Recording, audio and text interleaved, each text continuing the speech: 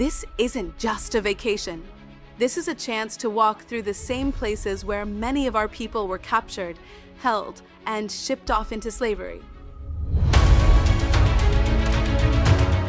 So don't wait.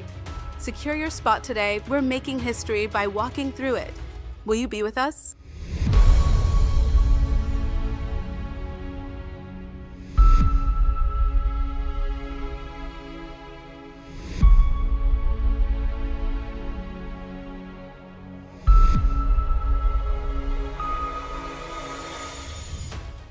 Uncle Luke of the 2 Live crew has yet another message to us in regards to elections having consequences. And this is what he said. Y'all keep complaining about what the president and the governor are doing. I keep saying it. Elections have consequences. You had 2 chances to vote for a black man and a black woman. You didn't. Now you are living with the results. And so he's basically talking about President Donald Trump and Governor Ron DeSantis of Florida.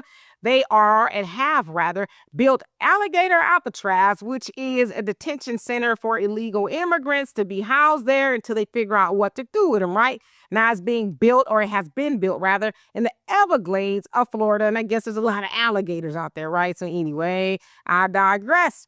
And so a lot of people don't like it. They're saying it's cruel and it's inhumane and things like that. But let's go back to this black man and black woman that he is speaking of.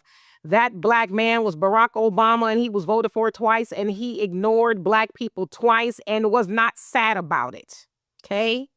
Only thing we got as black Americans was hope and change. We hoped that he would change his mind and do something for us, and he did not. He did not.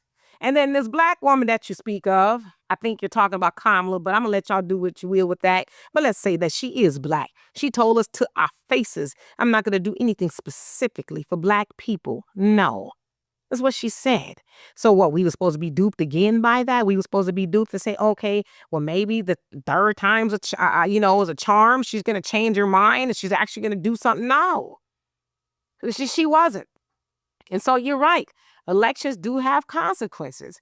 But instead of, again, telling Kamala to get up there and really put something forward that black people could vote on, she did not do that. And Uncle Luke, you was right there with her in lockstep with the joy and vibes and, vote for this black woman and all this other stuff. You weren't trying to get her to do anything specifically for black people.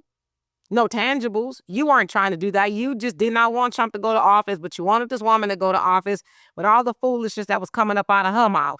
The mass deletion of babies, mass immigration, and a whole host of other things. You were okay with that.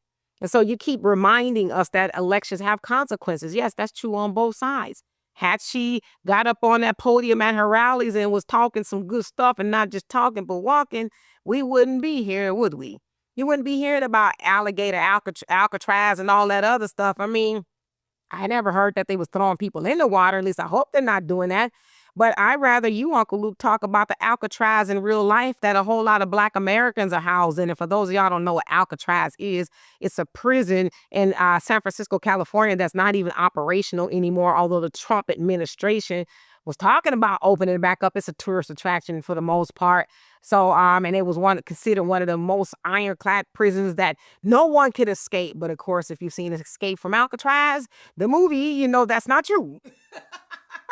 But anyway, I digress. And so, yeah, we wouldn't be hearing about an Alligator Alcatraz if only the Democrats would have been talking about some tangibles for black Americans, right?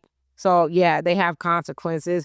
And the other thing is there's consequences for coming over here when you ain't supposed to be over here. Even though somebody told you to come over here, and those people that told you to come over here, which was the Biden administration, they left these people unprotected. They just got up out of office and didn't try to do nothing. So, to me, that's the other conversation. Y'all don't want to have that conversation with them, though, huh? Why? Because y'all scared to hold them accountable? That's what I think. So anyway, y'all let me know what you think of that. And for more insightful commentary, please subscribe to this channel.